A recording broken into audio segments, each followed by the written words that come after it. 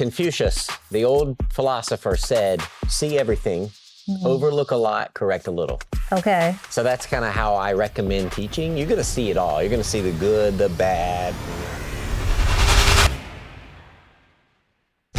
Okay, we're here with Coach Kelly Glow, and she says, let's glow, right? Yes, let's glow. She's from Atlanta, Georgia, coaching down there, and we're going to talk all about it and give her some tips. Kelly, welcome. Thank you for having me. Thank you. Okay, so let's talk about where are you coaching right now, and let's talk about that and how you got into I Love Kickboxing and all that good stuff. Let's just tell your story. Okay, so I am a practicing hip-hop artist. So my love for just the martial arts in general, that has gone along with hip-hop a long ways. Awesome. Especially like with breakdancing, they borrowed a lot of the moves from Kung Fu movies and things like that. You're right about that. So, and then also just having that bravadoism about you and things like that. And I'm a huge Bruce Lee fan. Like, just love everything about Bruce Lee. So I've always secretly wanted to get into martial arts. I think we kind of all maybe want that, right? Right, exactly. We're not going to admit it, but we want to be Bruce Lee, right? Right. So when I heard about I Love Kickboxing, I felt that it would be a great way, like less intimidating, you know, for me to get involved with having a dance background and also athletic background, that maybe we'll mix the two together. So I took my first class, it was like around COVID time, and I fell in love with it. Like, I really enjoyed that, the variety of the classes, from the warm up to the bag work to the core and the cool down. And I just found it to be one of the most effective workouts I ever did in my life. And I also do strength training in the gym. But sometimes that can get mundane because you're kind of doing the same thing over and over. But with this, like with I Love Kickboxing, you never get bored, like ever. Yeah. So, yeah. Well, and tell me now, you're coaching some people now. Right? I am. So down in Atlanta, we're doing classes right now every Thursday in the afternoon. So I have a small group, but we're growing. Yeah. And I'm introducing them to this. You know, they've never done it before, but it's almost like the same effect. After they had their first class, they fell in love with it. They told all their friends. So now more people are wanting to come out to the class. And I just think it's an opportunity for us to bring something to the community that hasn't been there before, or maybe they didn't have as much access to it. Right. So they're able to get access through me as a coach. And I love that. I love that about the structure of ILKB right now. Yeah, yeah. Well, let's talk about, you're very creative on how you're getting your first, and you taught your first class a couple of weeks ago. And so you're an elementary ed teacher. Correct. So you've got the teachers taking class at the school gymnasium after work, right? Yeah. Is that how you're doing it? So, you know, sometimes it's about being aware of your surroundings and what's going on. And I know that a lot of times our job can be very stressful.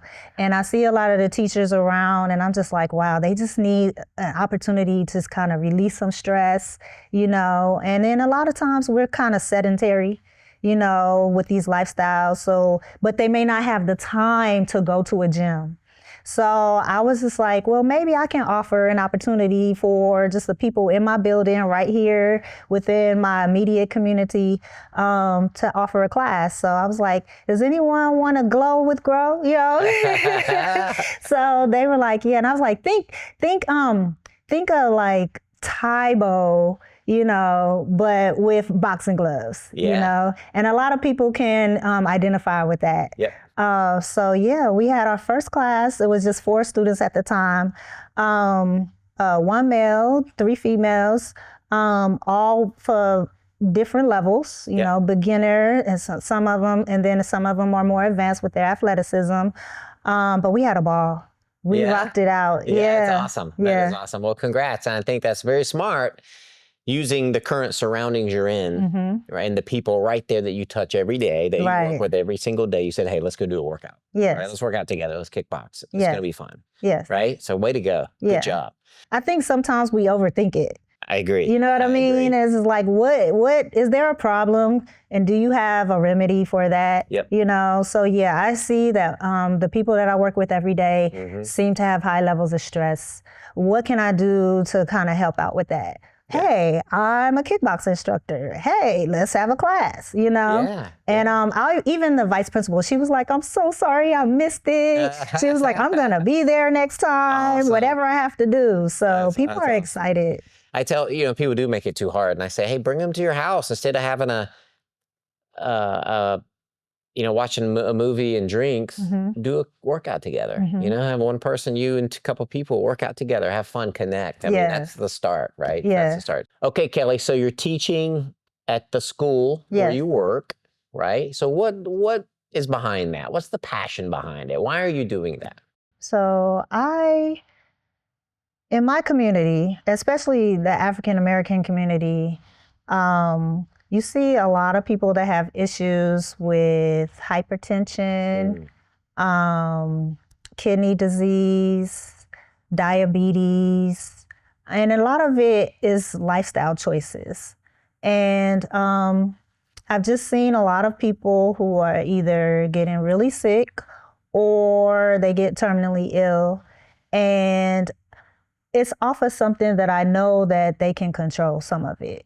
So I just want to see people healthier, making healthier choices, and moving more. Because I know what exercise can do for you. I had a season in my life at one point, which I call my winter season, but it was like I was in a season of depression. And the doctor kept telling me, like, you should exercise more. And then once I was able to get to a point where I was able to actually allow myself to exercise, I did see the difference. Those endorphins release. You start to feel better about yourself when you start to see changes in yourself. So I know the power of just exercise in general. And you have to find something that you enjoy doing. Yeah. So I love iLoveKickboxing, and I just want to share that love with everyone else. I love it. And if your heart's pure in the right place, you're gonna do great things. Yes. Right? Awesome job. Way to go. Okay, well, let's switch gears to the coach cert. I remember you did the certification with me. It was all online. What were your thoughts? What did you think? You probably thought, oh my gosh, I get online with this guy. I don't know how good this guy is. Right? But, but after one session, it was like, hey, that's pretty good, right? So what were your thoughts on it? So I really didn't know what to expect. Yeah. At first, I was a little apprehensive, like, how is this going to work? Yeah. Being on Zoom and everything. But first of all, we received a package with everything that we needed. Did you like that? I love that. It's fun to get stuff in the mail. It is. But it was exciting, like, ooh, what is all of this stuff? So you had your gloves, your wraps, the speed wraps, the Thai pads. So the gear looks cool by itself. Awesome. So now I'm excited, like I can't wait first class to see what happens. Then we also had our workbook. Yep. And then what really was instrumental for me was the kickboxology. Kickboxology, good. Yes. Good. The first class was amazing, but it didn't really click until I started to go through those modules. Yeah. I am a type of person, when I do something, I'm all in. And I want to look good doing it. And I felt so awkward at first, like throwing the punches and the kicks. But once going through the course and how they actually kind of break down the steps for you, and you repeat it over and over, and you can go at your own pace, and getting the technique helped me tremendously. And I saw an improvement from running my modules in kickboxology to my next class. Yeah. So that was a confidence builder for me.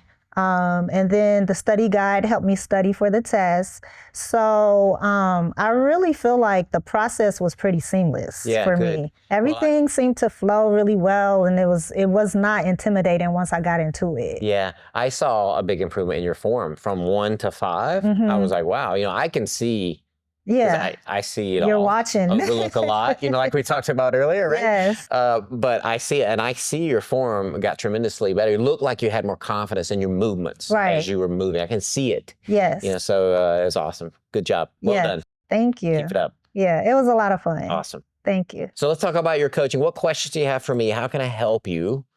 What are you thinking? Okay, so one thing I like to ask you is we have a lot of knowledge, right? And so when you're in a class, how do you resist not going overboard with instructing, someone who's maybe their form isn't quite right, or, they don't have their punches together and things like that? How do you kind of manage that? Great question. Great question. It's a good one. Confucius, the old philosopher, said, see everything, overlook a lot, correct a little. Okay. So that's kind of how I recommend teaching. You're going to see it all. You're going to see the good, the bad. A good coach is going to notice the wrong technique. But you're going to overlook a lot of it, because if you fix everything, you'll be doing nothing but talking the whole time, and it's not fun anymore. So you got to keep it fun and correct a little. Still need to correct the main things. And my rule is, if they're safe and having fun, they're fine. Right. Now, if they're doing something they could get injured, like maybe they're kicking the bag wrong or they could hurt their knee, I got to go fix that, right? As a coach, I have to. But if they do this and their hand's not perfectly here, I'm going to say, keep those hands up, everybody, but it's not the end of the world, right? So you just got to see everything, overlook a lot of it, but correct the stuff that, you got to correct the stuff where they could get hurt. Yeah. But other than that, keep them moving. The trick is just keep them moving. Yeah. Keep your clients moving. Not a lot of dead time, right? If you keep them moving for 45 minutes, you're going to sweat. You're going to have a workout, right? You're going to move and burn calories. So we just want to keep them moving. I like that. Sense? Yes, it does. Just kind of like prioritize. Just choose one thing to focus on at that time. Yeah, you can't fix everything. Right. And that's the beauty of kickboxing. There's only really 6 movements. I mean, there's straight punches, hooks, uppercuts, right? Front kick, side round. Right. So it's not that many. Whereas martial arts, there's so many nuances and so many moves. It can be really overwhelming and hard, but there's only 6 here. So we can grasp it quick. We can pick it up quick. And you're going to overlook a lot, but hit the big stuff and keep them moving. Yeah. Keep them moving, keep them smiling, right? Yeah. Right? We have a little SSL rule we call sweating, smiling, and learning. Okay. Keep everybody sweating, keep them smiling, and they're going to learn a little bit, how to chamber their leg better, how to keep the guard up, how to do a combination, right? But don't overwhelm them with too much stuff. Then they're not going to have fun with it anymore. And that's what it's all about. We came to have fun. Exactly. We're working out, but we're going to have fun doing it. Yeah, I don't want to be preached at. I don't want to be lectured to. Right. I want to move. Yeah. So let's get moving, right? Yeah. Moving, throwing a few dance moves. Why not? You're a dancer too. You're a dancer, performer. So, do your thing, right? Yeah. Be glow with them. Right. Kelly, right? Yeah. I'm going to keep burning those calories. You got it. What else? So, I've already kind of tapped into people that I know, but can you give me any pointers on how do I expand my reach? How do I contact other people outside of my immediate group, to get involved? I would start with your personal social media. Okay. You've probably got a very good following because you're around Atlanta a lot. I mean, you know a lot of people. Everybody knows you in the music industry too. I mean, we got a musician here, by the way. I didn't a performer, but I would use your own, social media. I definitely would tap into that harder and say, come do a class with me. Or if you want me to help you, you can do a class over Zoom. You can do a class in person. You could, there's a lot of opportunity out there with today's technology, but people don't utilize their own social media, including me.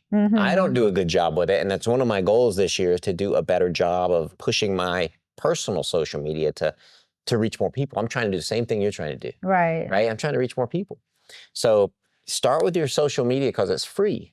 It's free right there. Start right there. And, that'll lead to the next stepping stone. Everybody wants a straight path to success. They all want it. What do I do to be successful? Like, it's not that. You're going to have a little path, a nugget that sends you here, and then you're going to open up another door, it goes here, and then you're going to open up a little path that goes here, and you're going to find your way. It's just not going to be this beautiful straight path, right? But I would start with your own social media and just start pushing, hey, you're teaching classes, you're available to coach people. Right. yeah, you are ready to go. I mean, you're there. So I would start right there. Okay. I can do that. I know you can. We got to build awareness. You Let them know. We're here. That, right? If you think of marketing, it's a big old funnel. And the awareness is up here and it funnels down to maybe they reach out to you, or maybe then you talk to them and maybe finally they come in, right? And you do a class. Oh, then they want to maybe even pay you some money and you make a little bit of money. So it's a big old funnel and it starts with awareness up here. You got it. You nailed it. Perfect. What else, Miss Glow? So how do you manage? I know sometimes you personally may be having a bad day, but you still have to go in there and, you know, make sure that everyone in the class has a perfect class. So what are some of the things that you do to kind of prepare yourself for once you get in front of everyone? Yes, two things. Two things I do. It's a great question because you might have had a really tough day, right? Number one is the coach oath. I will coach this class as if it's the most important class I will ever coach. Because it is. You're only as good as your last class. You're only as good of a coach as the last class you taught. You know, so you got to make it great. And those people deserve it. They're there for a great class, right? I'll coach this class as if it's the most important class I'll ever coach. I'm patient, enthusiastic, and then I lead by example. So you got to turn it on. You got to turn on. And my camera guys watching will see before I teach my class, they see what I do. I turn on the music and I start hitting the bag and I'm moving around before anybody sees me. I'm like, I call it the warm up before my warm up. I have to warm up as you get older. You warm up before you warm up. But I'm really doing it to get my mind in the kickboxing mode. Because if you just fly in there like from work, like your classroom, and you fly in to teach a kickboxing class, you got to switch your brain over. And if you're not there, it's going to be a tough start. It's not going to flow. It's going to feel choppy. It's going to feel awkward. So you got to get in the zone. So I turned on the music, maybe do some funky moves, hit the bag a little bit. Guys are looking at me like, what in the world are you doing? but that's how I got to get going, and then I'm ready to go. Then when that camera turns on for me, because I'm doing a lot of them on Zoom, I'm lightly sweating and I'm freaking pumped and ready. Just like if I was going to go fight in the ring. I got to do the same process. I got to get warmed up, got to get my mind right. And for me, when my hands start getting wrapped for fighting, that's when it hits me. Yeah, it's something about putting those wraps on. It's like a mindset. Let's say you're about to go in a battle for real. And my brain, I go, why am I doing this? You know, what the heck am I doing, right? But on the other hand, I'm like, okay, let's lock in. Let's lock in, baby. So for you, get that coach oath, say it to yourself, and then whatever you take, Kelly, if it's rapping or a song, or I know you're musically inclined, or if it's movement to get you ready to get in there and coach and be you, because you got to be you, right? You have to be you. You do you out there. Yeah. That's how you got to get in the mode. It's a performance. Every class is a performance. You're a performer, just like if you're going on stage to perform. Yeah. Every class of performance, and you got to take a little time for yourself to get there and then deliver. Let it go. You got it. And then is what we say is gloves on, world off. Baby. So don't put everything else to the side and just focus on that moment. That's what I love about when you put a boxing glove on, you can't be on your cell phone. That's kind of a good thing. Yeah. Because everybody's glued to that thing, right? See, now you can't. You got to be right here, right? And that's the beauty of it, right? Yeah. Awesome. Perfect. All right. What else? Anything else? I think that's about it. Okay, well, this is Coach Kelly Glow in Atlanta, Georgia. If you're ever in the Atlanta area, reach out to her. She's available for coaching, right? I am. Let's glow. Let's glow. Let's glow. All right.